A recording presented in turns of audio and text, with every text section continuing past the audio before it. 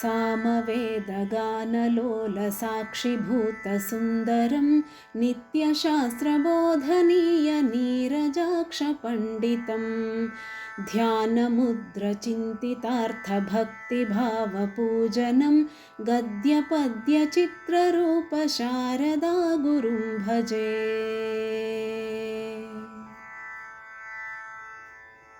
षण्मुखं सुधारसप्रवाहवाचकं शुभं धर्मरक्षचिन्तनम् अधर्मवाक्यखण्डनं शङ्करादिनाममन्त्रनित्यचिन्तनापरं वामनावताररूपवाग्विभूषणं भजे।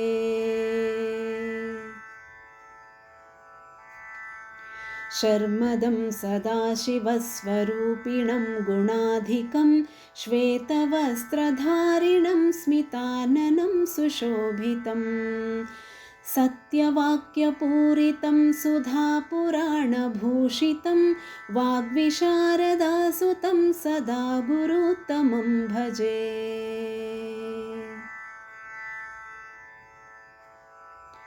ज्ञानचित्तभास्वरं त्रिकालदेवपूजनं भस्मधारणारतं सुभक्तनामकीर्तिदं व्यासभासकालिदासकोविदादिरूपकं धीनिधिं शुचिस्मितं बुधं गुरुत्तमं भजे।